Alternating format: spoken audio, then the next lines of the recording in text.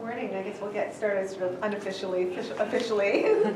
So thanks for being here and joining us this morning with our Aboriginal scholar in residence at UNBC this year, Dr. Dustin Louie. My name's Rihanna Robinson. I'm a faculty member in First Nations Studies at UNBC and senior advisor to the President on Aboriginal Relations.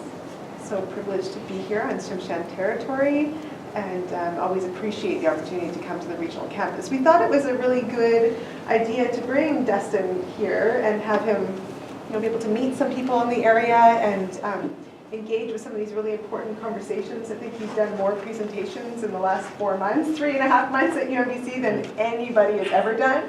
So it's so this is great that he can share this in this area as well. So I know today is going to be very informal. It's a small group, which is great. And we only have till 10:30 because we're driving out to the NAS. So we have to make sure we're not late for that engagement as well. But please, ask questions and we can make it conversational. But I'll turn it over to Dustin. Yeah, thanks so much for having me. So like as Rena said, I think even in any classes that I teach, I like having more of a collaborative, conversational approach to it. I'm not a big fan of getting up and lecturing in front of people for a long time, although I've done a fair amount of that at UNBC.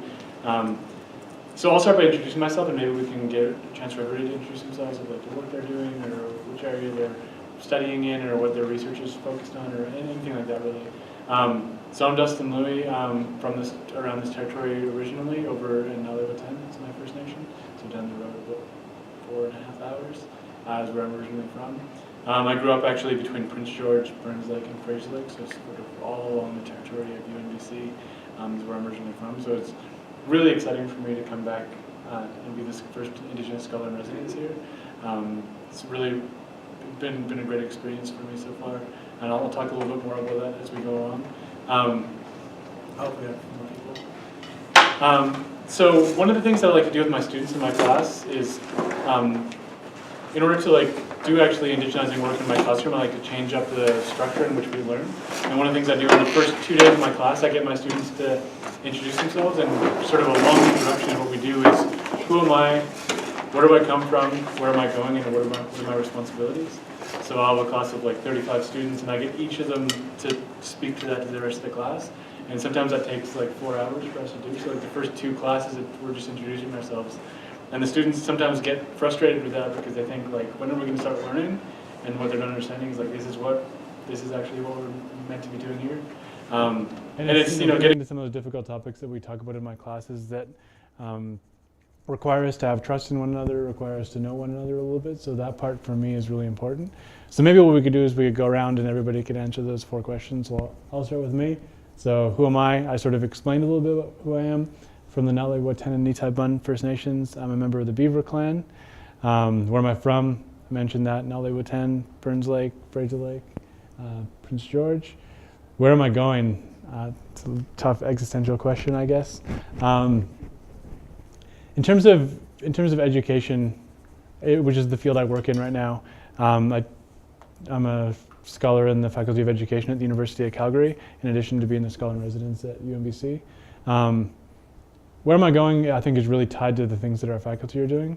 Right now we have 8 Indigenous scholars in our faculty alone, which means we have about a 14% representation in so larger than the Indigenous representation in the area. So I think that's really exciting. One of the things our dean has said is that his goal is to make our faculty the world leader in Indigenous education. And not only has he said that, he's begun doing things to actually make that happen. So stuff like hiring 8 Indigenous scholars, having these really significant focuses. I think there's so many different institutions that talk about how they want to do this work, but then it's until they start putting funding and resources behind it that I begin believing that's actually what they're doing. And it's tricky. I think Rihanna might speak to the same things, is that we're asked to come into these faculties to indigenize or to decolonize the institutions, but what a lot of people don't understand is that's challenging the institution, disrupting it in a lot of ways. So it's sort of an uncomfortable position for everybody to be in when we get in there. But from my perspective, my dean at UFC, and I feel like the leadership within UNBC understands that that those disruptive changes are necessary if we're actually going to make some of these differences. So what are my responsibilities? I feel like since I teach in the Faculty of Education, I teach future teachers.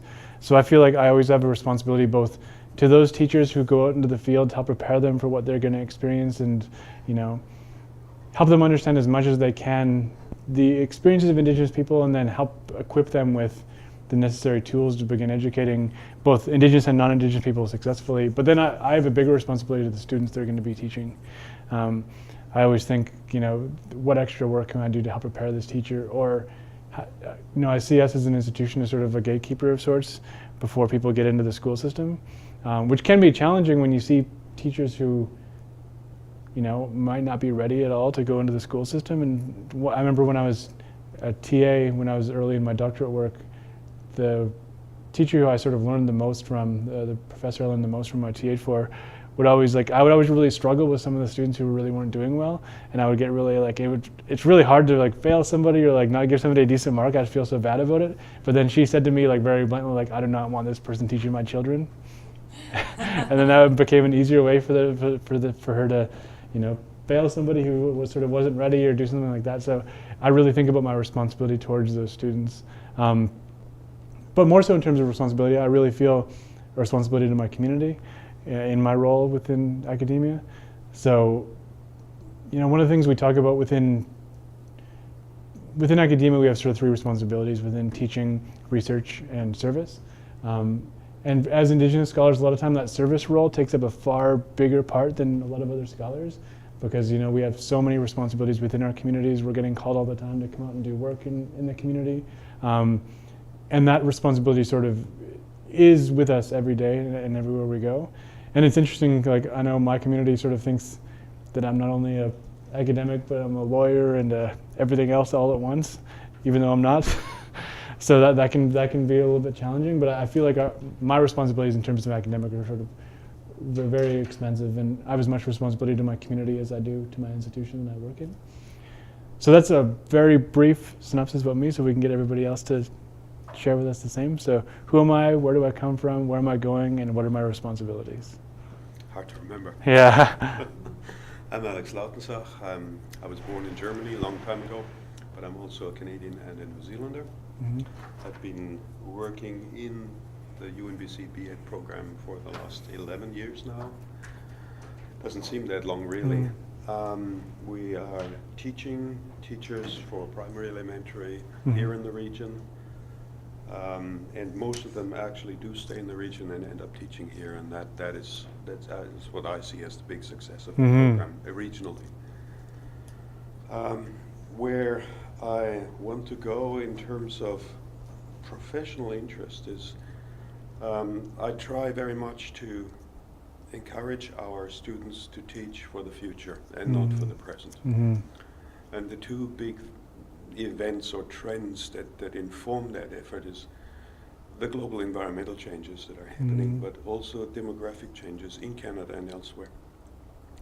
And what I see there happening is that the First Nations proportion, especially in our region, is creeping up. Mm-hmm. We're now up to a quarter to a third. Mm-hmm. And the other thing is that on the so-called white side, Mm-hmm. things are changing dramatically. Mm-hmm.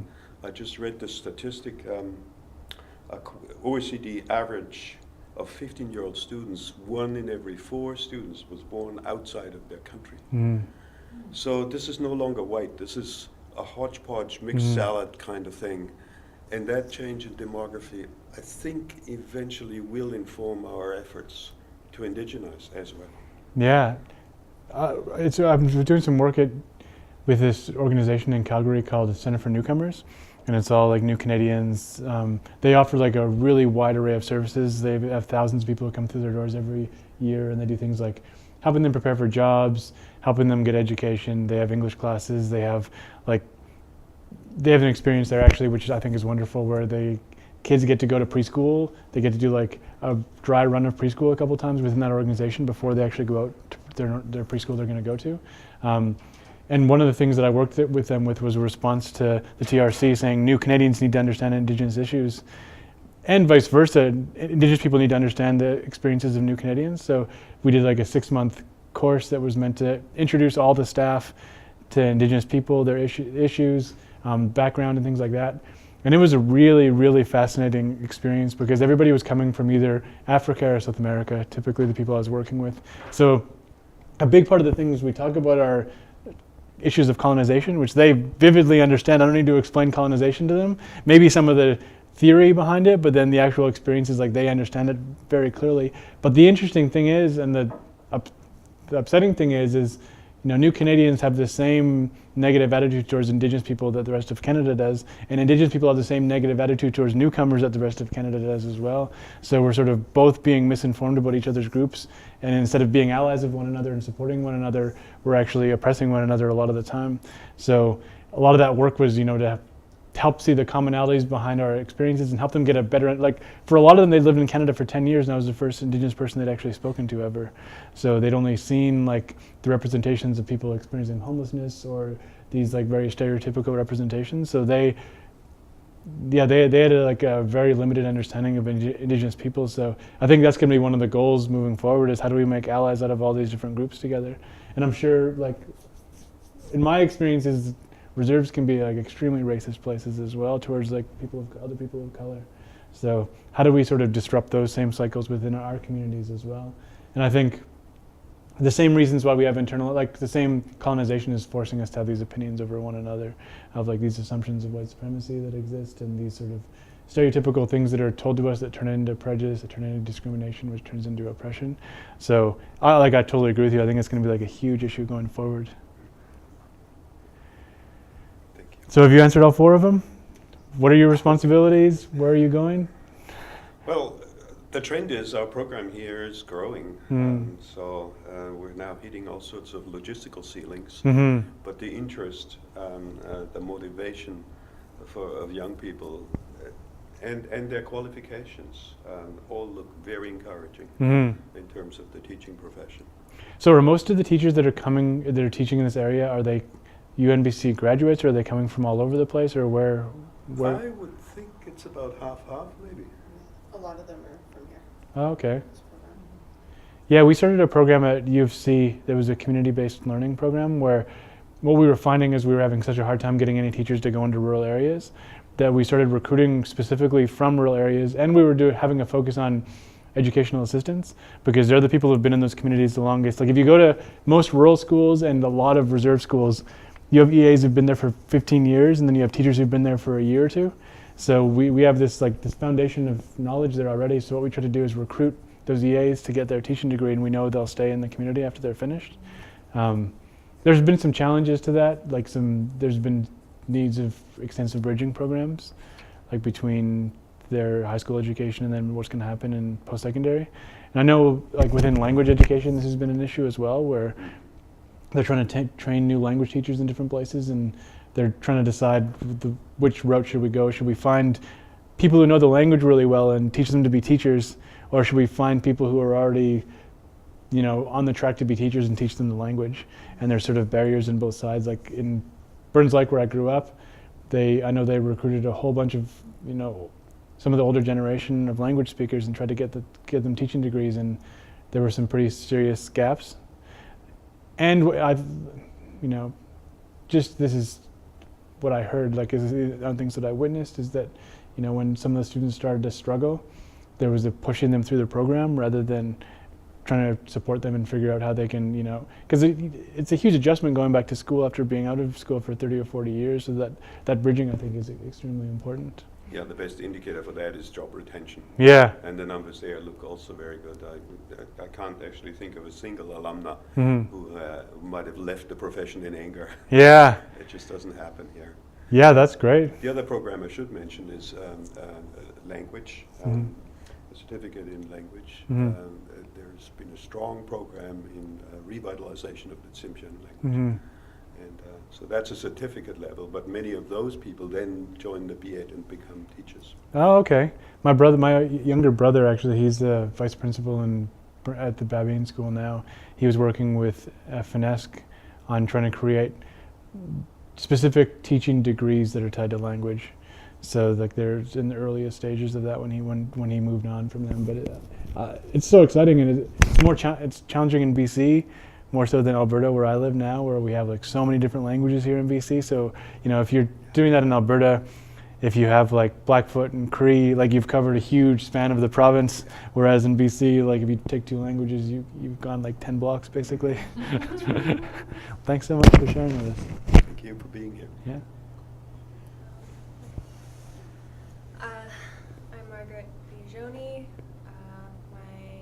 My mom is Marian Laval. My dad is Bob Laval. My maternal side is I was born in Regina. They're from Regina. My maternal side goes back to Cumberland House in the Paw, which is my maternal side, so I'm Cree Métis. And I live in Terrace. I've been a resident here for about 10 years with my family, which is my mom and my dad and my sister. And we go back to Saskatchewan really regularly to be with our other family, with most of our family. So that's where I'm from and who I am. I am also a nursing student. I'm a third-year nursing student. I became a nursing student to take care of my community because I want to make a strong impact and take care of Aboriginal people. I specifically want to work here in Terrace, but I also want to work at the All Nations Hospital in Fort Capel. And I'd love to bring back the teachings from Fort Capel Hospital to our local hospital here, which is integrated health for Aboriginal integrative health. Other than that, I don't know, I'm just really busy as a nursing student. I'm really tired all the time. So that's kind of like what I want to do in the future. If I'm capable, I'd like to be a nurse practitioner down the road. I feel like that's how I'd make the biggest impact on my community. We have one nurse practitioner here that works in between Kitsiltalem, the Nass, I believe, and Kitsilis. And so this is just like the local bands, and I've heard good things. So, but we definitely need more, especially integrating with the hospital, not just with First Nations Health Authority. So that's kind of like my streamline where I want to go and how I live my life and how I've been taught by my elders and carry all their teachings with me all the time.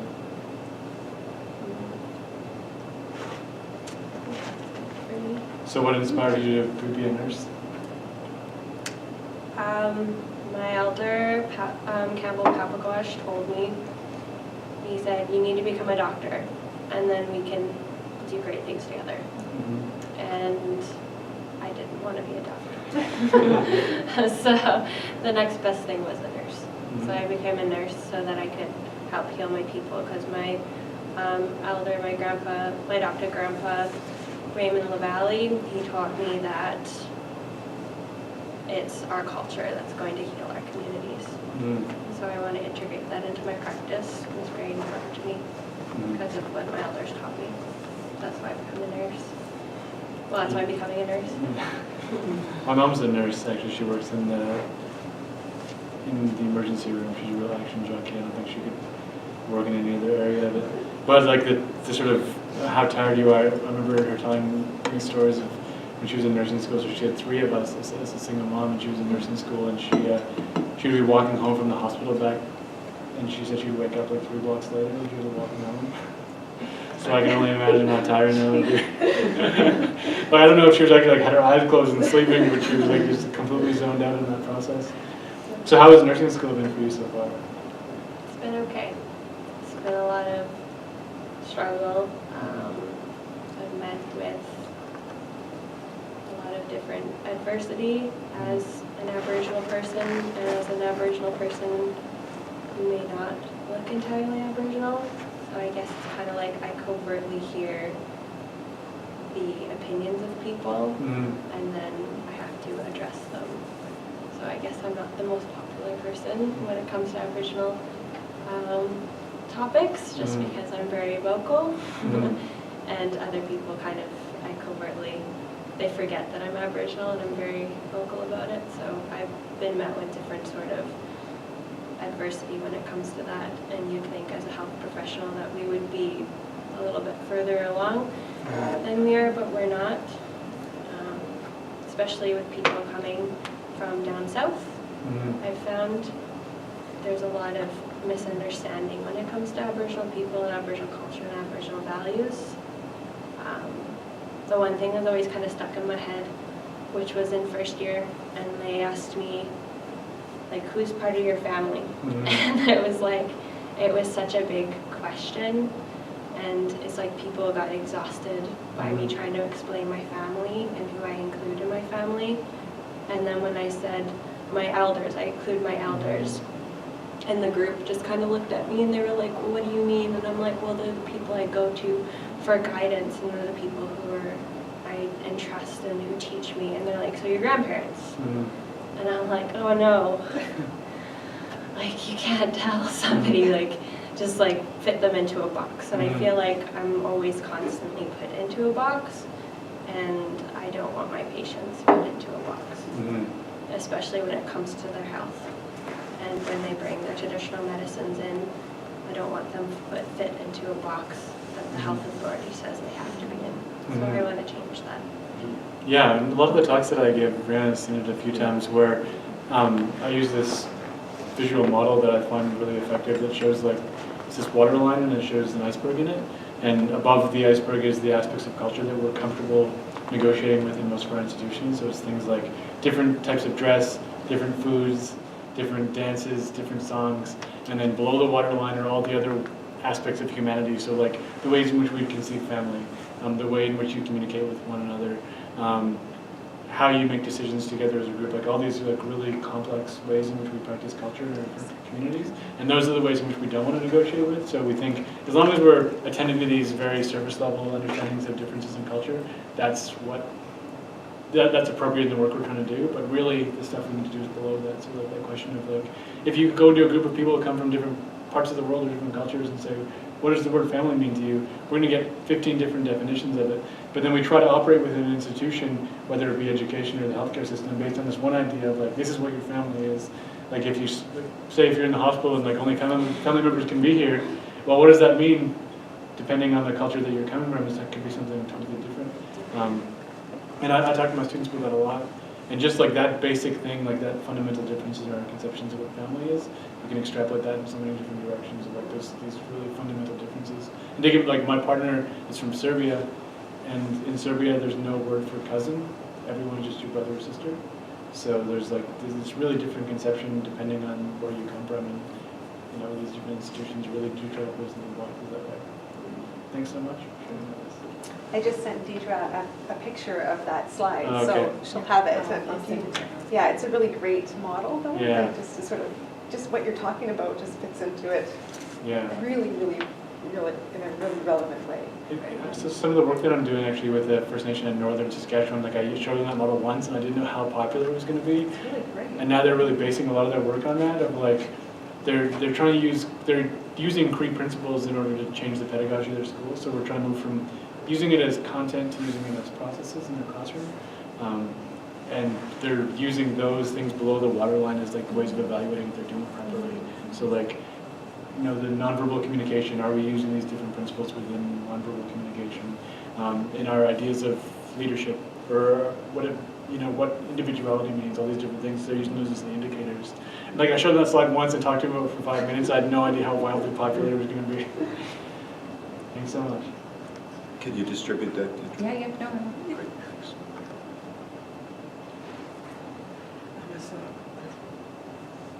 Dr. Robinson, thank you for being here.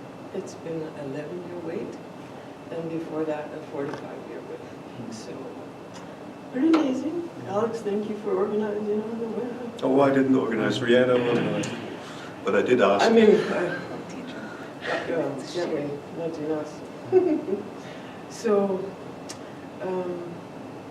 since listening to you live stream with the UNBC event at PG, I've been thinking about this ever since. And then I got Rihanna's email. We're even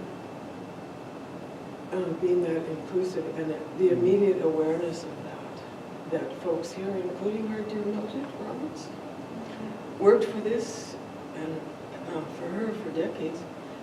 To see what you were talking about at the beginning, as I came in, sorry I was late, about institutions who are putting their money, their resources, talented people, not as tokens, and we have yet to see the let her rip side. So is it playing with the edges of that iceberg? So I'm originally from Chilliwack, the generation before that, from the wee Isle of Skye in the northeast side of Scotland, and have thought a lot about what that means, because as I was going through school, first in psychology, and that was going to be working with young people, but then as a probation officer apprentice, I went, wow! At 19, I do not know this world. Whoa! And even if I do have an idea where Verna is downtown, am I willing to do what it takes to give her the options to remake some of the choices that have been going on here? And so that spun me right out into clinical psychology. And then working with autistic children, same reaction. Whoa! Within a year of working with developmentalism and going, what do these little beings who are here as gifts in these families, and now the families are trusting us with them. How do I have an idea now at 20 what normal kids are and what is normal? And I just went, there isn't any, so I was butting heads all the time because behaviorism was the big deal there. So that's where I learned the beginnings of, if you don't stand, kick hard on the door that's closed, who do you think will open it? And like, stop looking around for somebody else to do that in that situation. And use the piano in the swimming pool and being outside and whatever else. And these kids would start talking, and people were coming from all over to go, this can't be happening, autistic children who don't speak. Well, not in the little boxes, not in the little ways you want. And this is a ball, and say you want your milk and whatever. But if you find something with enough life in it, they'll be right there with you. But the butting heads can only go so far. And then I decided, okay, I'll go over back to home in BC and do education. And NITEP had just started there, so I was seeing it as the same kind of thing as the autistic kids. Like, wait a minute, if you invite, you can't then say, now let's punish you for not being the base of what we do here and who we are here and who we have been in for how many centuries and whatever. So I was a mess in teacher education, just going, I don't think I can do this in this place. Actually, I think I can. So I went to Campbell River to do my notes practicum, and there met some folks, and ended up in Telegraph Creek working with the Tahltan, and Gladys and I went back at the time were very clear, but two people against the province, right? That their kids would not fly out, would not continue to fly out. At that time, that was at 7th grade. So when Gladys Bach moved to Telegraph Creek because her husband was going to be the accountant for the band, and they had been with her family on the island doing healing work, I thought, okay, this can happen. This balance of having folks learning together in these institutions. I think I won't bail from education. But it wasn't until Nathan and Marie Matthew in Chuchua were doing a program in early experiential and active education outside and wanted it filmed and wanted to hire somebody who was willing to go through this whole invention. And I was about to be fired for talking to families and their push to have a school K to 12 in the Telegraph. So I went, yes. And that was just amazing. With the kids leading and Nathan encouraging. Yes, if they're leading that way, let's do that. So we spent a whole lot of time at the creek and different things, and his wife started filming that. And then they wanted to explore abstract and language.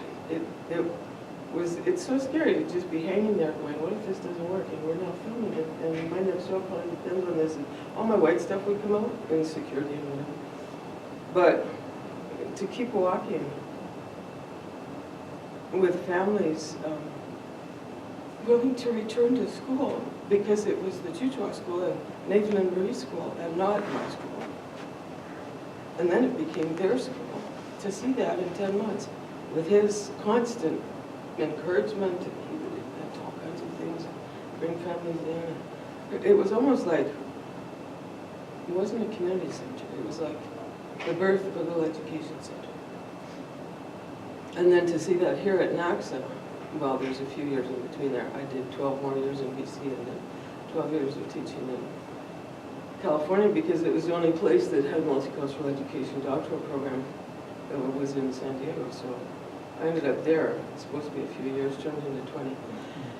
And then that's where I learned, because the reserves that I taught on here pretty much watched, observed, and assisted, and then unfolded depending on the dynamics that were going on, and the doors stayed open for their kids.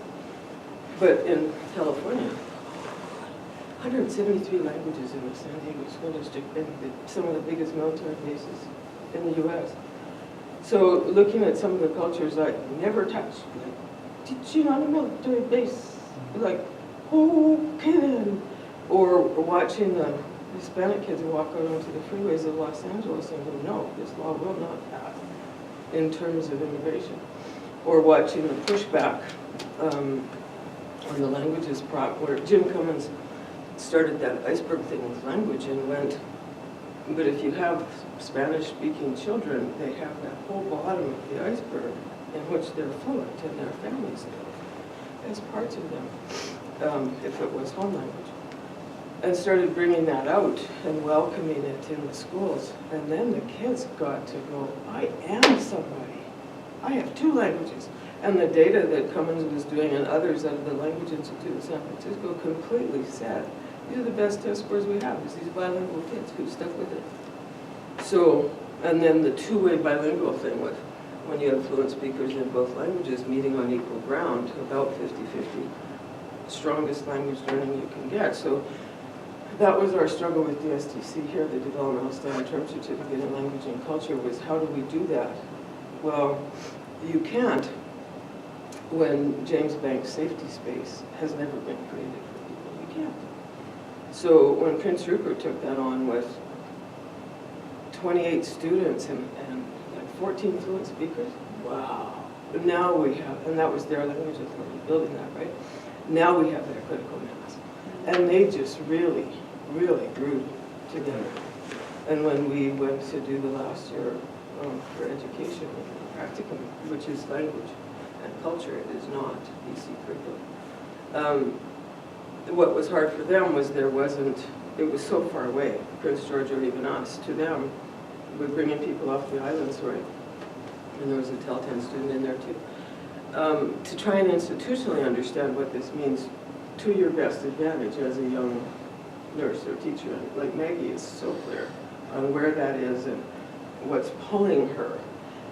But when people have had such strange post-secondary experiences and trying to cobble courses together, and all of a sudden we're in a full-time program, just to support that, or the distance home to my preschoolers by boat, 9 hours, and then you're going to want me to come to this event on Friday. It's like, I haven't seen my kids since Monday. So trying to understand together, there's so much in the way besides grades and teamwork and all that kind of stuff, which we're now, that's what drew me back home, that finally getting the degree stuff together so you can say what you want to say institutionally, right? That was that whole thing. And then the U.S. was just going nuts. And I told Arnold Schwarzenegger again, I am so out of here. I had no idea that this was going to go to a national level, but it was very good timing to come home. And then, as Alex says, this is now year 11, right? For us working together with trying to infuse and weave together this DSTC introductory classes if folks want them, and the BEd classes and then the Ed Masters that come out here in varying degrees of predictability. So that kind of a path where you see, okay, this is what I want, is to serve through health and medicine, looking at it holistically. And with my guidance and ancestors, elders strongly brought into this space. It's not a token one-off. Okay, we did this event. So, yeah. Yeah, I think one of some of the challenges that we're seeing at University of Calgary is how can we move it beyond a single event, beyond a single class, beyond a single section of some people's degrees, and how can we have it infused in everything? So within our Faculty of Education, we have in Philosophy of Education, a 201 course, they get some introductions into other ways of conceptualizing education based on different cultural groups or based on a number of different factors. But then we have diversity in learning, which is another course where students begin to understand power and privilege. They understand the ways in which schools operate to the benefit of certain groups and to the oppression of others. And then their final year, they take a class on Indigenous education that teaches them both the history of education, the ways in which we're all complicit into the oppression of different groups within the school system, the things that are still common within the contemporary school system that were present in the past as well. But then the real thing that we're trying to do is how do we take that from this additional element of schooling to being a fundamental element of schooling? How can we get that course not to be seen as something extra or something like in addition to the normal learning that they're having within our programs as well? How can we encourage our students to view it this way? And one of the ways is our school of education has done a really good job saying, no, this is one of your responsibilities as an educator. So our new teacher quality standards are coming out this year, and one of the elements of teacher quality standards is saying you must understand the elements of diversity within schools, you must recognize Indigenous rights within the classroom and all these different things. So what we can do now is point to that and say, this is one of your responsibilities. You're not doing this as a favor to me, or you're not doing anyone a favor by being in this classroom. This is one of your responsibilities as a teacher. So, getting the students to recognize that can be a bit of a challenge at first, because we have some of the students who are sort of, I would say, 75% of the students really want to understand this work and want to take it on, but might not know how to do it at first. So they see, this good-bad binary of racism, or they understand the ways oppression plays out as this very black and white way, and they don't understand the nuanced ways in which we're every day complicit in these different acts. So we have those students. We have 10 or 15% of the students just really get it, and then we have 10% of students who are opposed to it, aggressively opposed to it is what I would say. So when we first started having a required course in education, 6 or 7 years ago, so every single student in our faculty has to take these courses. They're not voluntary.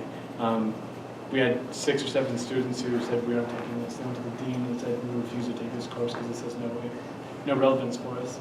So not only having that thought of these courses mean nothing to me, which is fundamentally not understanding your role as a teacher, but then second, feeling so bold that you're going to go to the dean and say I'm refusing to take these courses is it was really shocking, but I think it's something we can point to and say we can't deny that resistance really exists. And still those sort of things don't happen anymore, but you can still see the resistance in the classroom.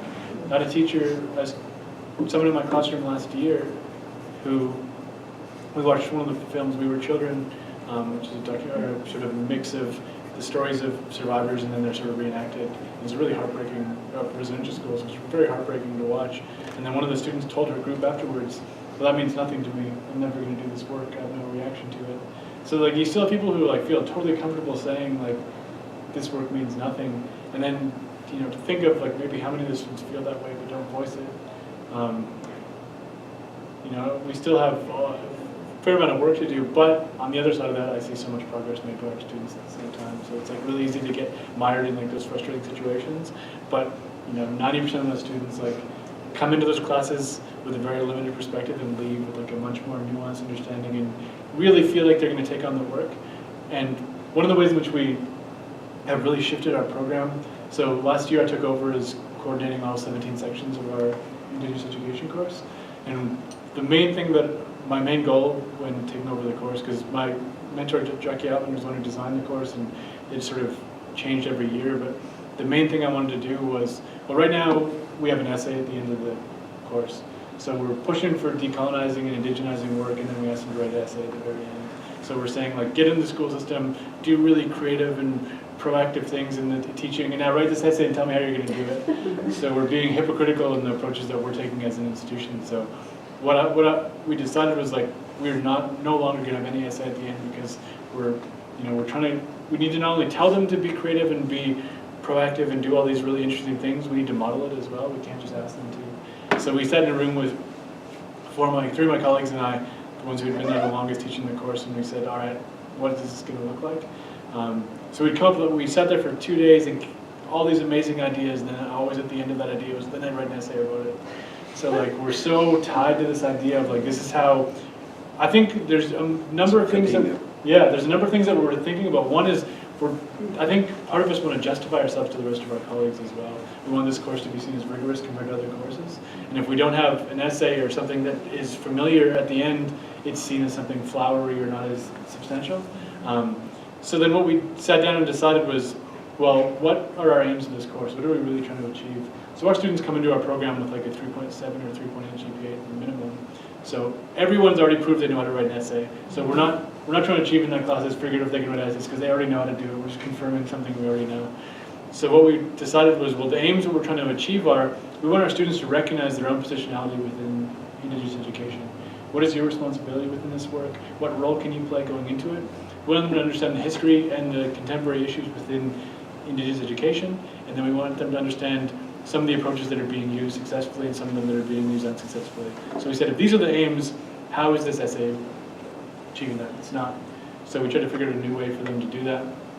And what we did actually, I think is really exciting. Our first year, it was very successful. What we did was, it's based on the idea of witnessing.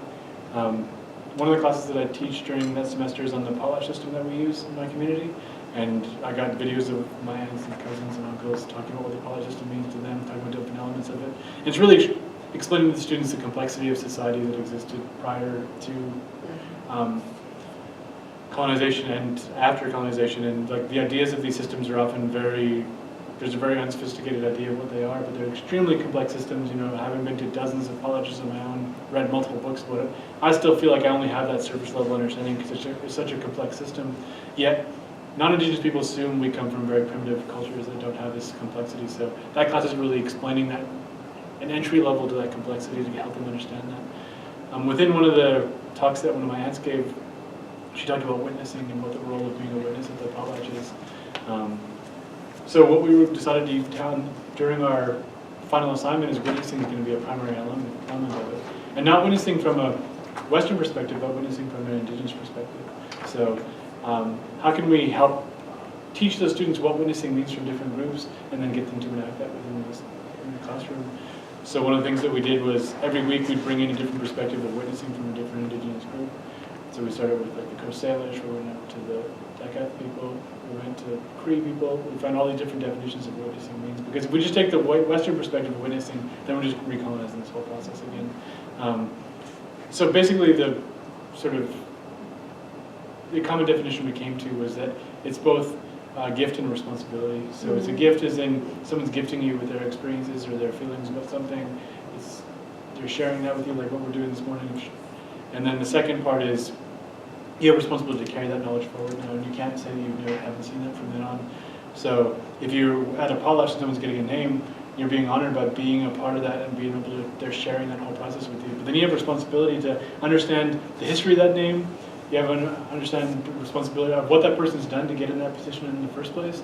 So you have this big responsibility going forward. So we educated our students about that and talked about it all the time. What we got them to do is at the end of every week, we got them to get into groups of 5. They'd be in the same group throughout the year. They'd sit down and they'd talk about that week. They'd say, how has your understanding of this issue changed? How has your understanding of responsibilities changed? How can you take this into your own teaching? And one person each week would play the role of the witness where they couldn't speak at all. They would just sit and watch their colleagues and hear them talk. And that was really hard for a lot of our students because, whenever you get those group dynamics, you have 1 or 2 people who just want to talk nonstop. And then after they would witness that, they would go away and they would record either audio or video, them witnessing what they saw. Like, this is what I saw from my colleagues. This is the experiences that they're having. And then every week that witness would change within their group. And then at the end of the year, they would sit down as a group and watch all their witnessing. So they would see where they came from and then where they ended up. And then what they would do from there is give a presentation to the rest of the class and say, like, this is the progress we made, these are the barriers that we still have, these are some of the conversations that we had.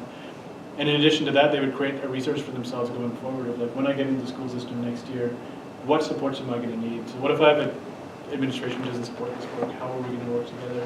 What if I don't understand where the resources are? What can we do? So people would create like an annotated bibliography. They created a network, a support network for one another. Another group did. They do all these, like, they created a unit, like an outline of a unit plan that they could take into their classroom.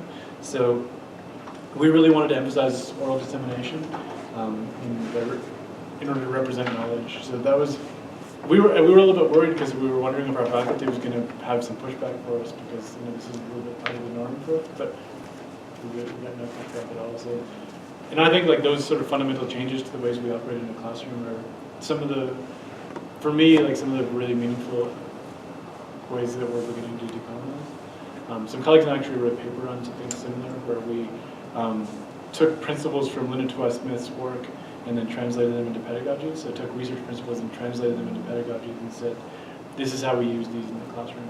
So an example is, like, that I used was negotiating. So from a Western perspective, if we think of, like, business negotiating, it's how can I get the most in this and how can you get the least? So that's sort of the way that approach typically goes. What Smith argues from an Indigenous perspective, that negotiation is, well, we're going to have to live together moving forward, so how can we benefit the most from this together? So if you think of, like, the treaty, example of treaties, the way that I've read it and it's been explained some of the time is Indigenous groups thought it was a marriage, whereas the European Canadians thought it was a divorce. So you get this and we get this, rather than, you know, we need to work together and we're going to have this together. So with my students, what I've done is, in classes when I do have them, and they do have to write a paper, in terms of negotiating, you know, assessment can be so adversarial with students, because students come in with especially our students who come in with an expectation, they've only gotten A's their whole life. So if they don't get an A, you better have a great reason for them not to have an A in the first place, and that's what they get focused on in the whole class. It's like, the best outcome for them is they walk away with an A. Well, you're going to be in a classroom next year, and that A is going to mean nothing. Like, how the best outcome for me is, like, you really engage with this material in a meaningful way. Like, that's all that matters to me. I'll give them all A's, I don't care, as long as they're willing to do the work. So what I do is I tell them, like, if you submit your essay a week in advance, I'll read it and give you extensive formative feedback and send that back to you without a grade on it. And then you can read it and then come in and argue on your behalf, or what grade you think you should get. So you've seen the rubric, you've seen the feedback I've given you, and we'll come in and we'll have a half-hour discussion about your paper, and we'll decide on your grade together. So what I decide is I go in there with an idea of what their grade is. Based on the discussion, their grade could go up if they explain some things to me that I didn't recognize, or if there are things I missed in their paper, or if they want to make an argument, but it'll never go down. So, like, if I think they understand some topic and then I talk to them and clearly they don't, I'm not going to penalize them, because if they hadn't come in and talked to me, I never would have noticed that in the first place. So that discussion, so the outcome of the negotiation, what Smith argues, is actually the least important part. It's that ritual that happens in the process, which is far more important. So within that example, the grade, I don't care. That's going to have no relevancy, because basically within our program, people are going to get between a B+ and an A for the most part. More likely A- or an A is sort of what the division is. 5 years from now, that's going to be irrelevant. But that 30-minute conversation that we had about their paper, where they're thinking about the comments that I made, we're having a deeper discussion about some of their approaches, that's the valuable part of that. So that negotiation that we have, where we're sitting there and talking about their paper, talking about their grade together, that's the way in which I enact negotiation in my classroom. And it's worked so well because not only, are the students engaging at a deeper level with the work they're doing, if they don't do as well as they thought they were going to, they expected, they're more willing to not fight or push back against it or become upset if we've had a long conversation about that in the first place, which for me is has been a really valuable exercise. And most students get their papers, they look at the grade, and they move on from it. So if they're sort of forced to get a deeper understanding of the feedback, then they're engaging with that material. We do have to leave by 10:30, so I just All right, so we'll go to the next person. Yeah. Sorry. It's only about 5 minutes. Yeah. I'm Samantha Lambright. I am an elementary teacher here in British Columbia. I'm originally from Ottawa and of Scottish heritage. And I taught 11 years in the Nisga'a Nation and have been adopted into the Whut'en clan of the House of Issues. My Nisga'a name is... You know Andy, you know my kids. Oh, yeah. James, yeah. My Nisga'a name is Simsiwalayan, which is female educator. And I come from Ottawa, and I guess I've taken some time off to raise my young children, and I'm getting back into it, so I'm working part-time here in the School of Education as the practicum placement coordinator. And I'm also currently taking my Master's of Education through Vancouver Island University. Okay. And so the themes, this year the bulk of my research is focusing on the mentor-coaching relationship with new teachers and pre-service teachers, and learning how to listen and just to support self-directed learning and their the truest sense of formative assessment, where they are engaging in their own evaluation and setting their own goals. And so in reflection discussions based on the lessons they're trying in the classroom, getting them to evaluate themselves and set their own goals for what they want to do next time, rather than me saying, oh, you know, with 11 years experience, this is what you should try next, and I think this will solve your problems, and sort of thing. So really trying to flip the educator role. Along with that, I've been looking at adaptive expertise as an expectation of the knowledge economy and the new BC curriculum, and how creativity and the role of time spent in creation of lessons in an education world that's really so stressed and packed that it's hard to spend time doing that. And that, so the major theme being focusing on the new BC curriculum and the opportunities there, and our responsibilities with the TRC. And what I'm finding really interesting is so many teachers in the classrooms today are really open and receptive to thinking about how the calls to action can change. But a lot of teachers feel a sense of like imposter syndrome, like, I'm not First Nations, I have no relationship, I have no understanding, how can I even begin? And so one of the things we've talked about through my coursework is the relationship and the responsibility we all have, because like in feminism, we're not going to get very far unless we also have male feminists. You know, it's not just the role of First Nations people to assert First Nations education, right? That we all have to partake in that. So there's a lot of questions, and just leads to more questions. It's been a really interesting year. Yeah, we've had this same experience with our students when they come into the program. So it's rare that we have Indigenous students in our undergrad program. We have a lot more in our graduate programs, but not so many in our undergrad. And at the beginning of the course, the main thing that we hear from students is, I'm not the right person to be doing this, or I'm too afraid, I'm too nervous to do this, I don't want to say the wrong thing. And it's interesting, like I have sort of the same perspective that you do on a lot of it. And by the end of the course, what I tell them is, well, you might be going into a school where you have the greatest knowledge of Indigenous education in your entire school. So you've only taken like a 3-month class, but you might be the person who knows more than anybody, because none of the people who have taken this course, historically, they might not have engaged with it. So if you don't do it, then who's going to do it? And I think in this area, more than other areas, people think they need to be an expert before they can even start to open their mouth and talk about it, which I think comes from a good place for some of it. But then if we wait till we're experts until we do anything, like when are we actually going to begin acting? And I think it's, what I talk to my students about is, well, it's just feeling all right not knowing. Like come into your students and say, this is something that's important that we should know about. How can we investigate it together? And how can we learn about it together? Instead of feeling the necessity of coming from a classroom and being like this infallible person, which is just never going to happen in any other area. I have so many questions based on the things you said, but I think we got to I know. But I can come back tomorrow morning if people are going to be around to have like one-on-one conversations. Do we have time? Yeah. Okay. So I'm Caitlin Ivey. I was born and raised here in Terrace.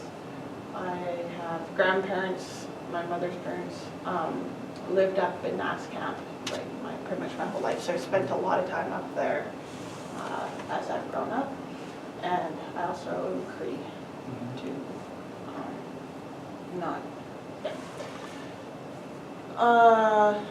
I guess for the most part right now, I've been focusing, I've got a son who's a year and a half, so I'm kind of taking time to raise him, working here in the education program.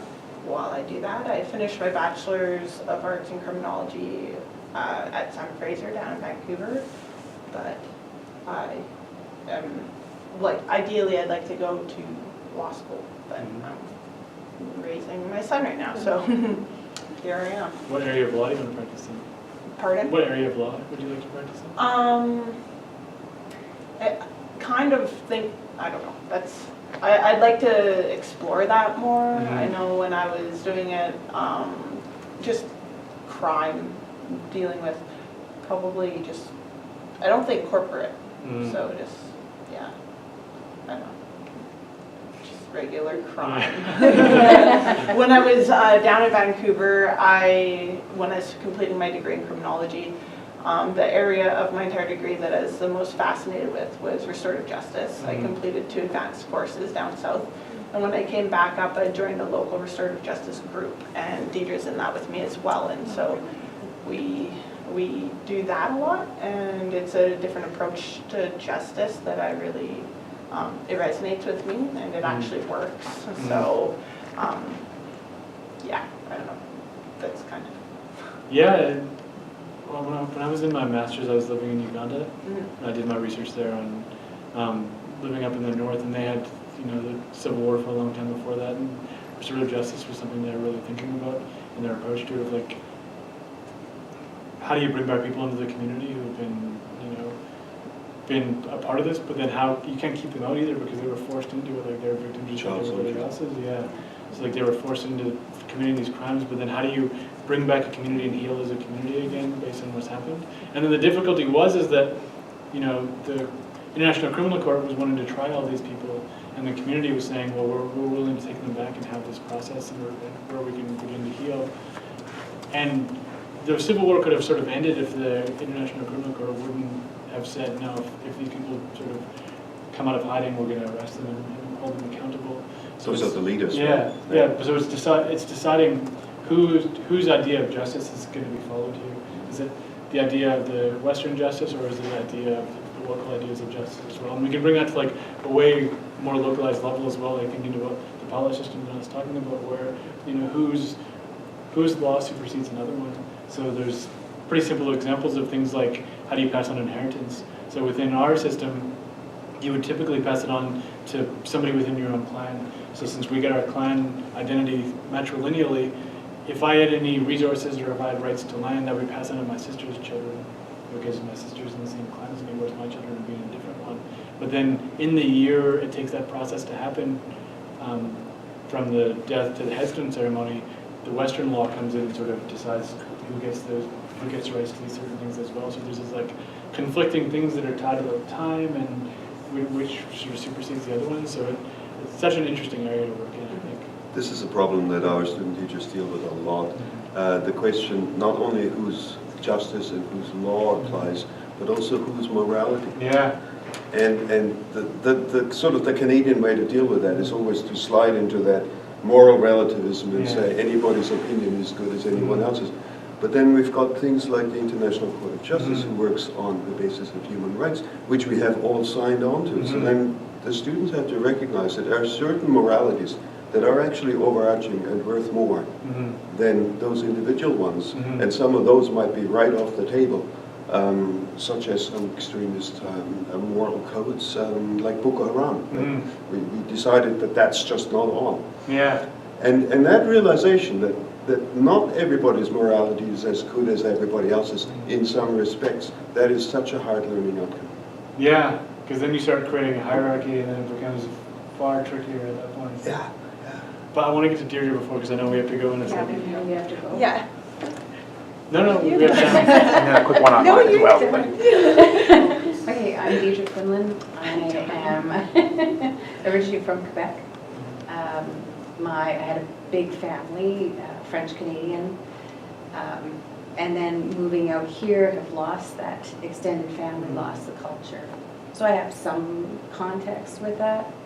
I am a mother, a provider. I have 2 kids, one that has special needs, which has driven a lot of what I have focused on within the last few years. I did a master's of education and leadership with a thesis that looked at our political system on how they were taking care of these individuals with intellectual disabilities. So here in my role, I am an administrator who looks at the operational piece of our campus and our programs, and always looking at how to improve services for our students so that they succeed. We do have a Haida language and culture program that's currently going on in Skidbit. And, you know, that's one where we've got 9 women who, you know, there's 1% of the population that holds the language. 9 women there are at the stage where they're going to finish in December and get their DSTC designation, and a lot of those are looking at going towards the BEd designation after. So my role is that success. Me personally, I look at living more in the now, looking at our environment, because I want something for my children, our children, and being more connected with the whole of everybody, because I think isolating myself and not seeing the whole, I think that's where the issues arise. So that's me in a nutshell. Excellent. Thanks, Deepa. Brianna, you have to go as well. Well, I have to go. I have to go? Yeah, now? I have to go. Yeah, so I introduced myself a little bit earlier, but my name is Brianna Robinson. I am of Cree Métis ancestry as well on my mother's side, but I'm also adopted into an Indigenous clan of the Niska Nation. My Niska name is Beaver, and my 2 children, Sean and James, their father is from Lac Zap. And so I've had a long, but I'm from the north. I'm from northern BC. I grew up in Smithers, and I love it here. I'm passionate about the opportunities we have and the richness of this environment that we live within. And so I'm also deeply passionate about UNBC and what we can do with this amazing institution and the opportunity that we have. So this gentle push that I've been having as part of that experience for over 20 years now has been very interesting, to say the least. But it's growing and it's evolving, maybe slowly like an iceberg. But it is happening, and I think that, you know, the initiatives like this, like having an Aboriginal Scholar in Residence, you know, our Elders in Residence program, alumni speaker series, like all of these different things really are the impetus for sparking some important conversations and keeping the dialogue going and growing, and just building relationships. I think that these are really important opportunities. Now we get to see each other face to face. I see everybody's names online all the time, so I mean, I know Verna and Deidre best, I would say, but it's always good to be able to connect. So thank you so much for having us this morning, and I'm sorry that I'm rushing out. I just know that lunch is waiting for us at the WWNI campus, so I don't want to be too late. Yeah, so I wrote down 6 headings and 4 subheadings. We got to number 1, introduction. But like I said, I'm happy to come back tomorrow because I don't. My flight isn't until 2:30, so I have time tomorrow morning. Yeah, I'm going back to yeah, so if anybody has time, if they wanted to meet up with me and we could like sit down and have a discussion. Yeah. So we'll set up a time. Do you want to just email me what time? Well, while we're sitting here, does the same time work? Because we find that, or maybe it totally doesn't work, I don't know, but sometimes when everybody's sitting together and you find out. Yeah, that same time works for me. Anybody have other ideas? No, that's great. All right. Just have to make sure the room's available. And then just before we go, Mary and Kodowich Laval, Maggie's mother, just wanted to express a few words. She, sorry, just scroll up on here. I think my mom wants to go. She would like to express her thanks to Dustin and Rihanna for coming down. She is sorry she wasn't able to make it out today, but I believe the weather may have played a factor. She would like to express her thanks to me for helping get this broadcast online, and she can relate to many of the challenges that you've described and appreciates your approaches to negotiations. And I think she would definitely come by sometime tomorrow to speak to you again in person. Thanks, Amy. Okay. Yeah. Adrian, you go first tomorrow.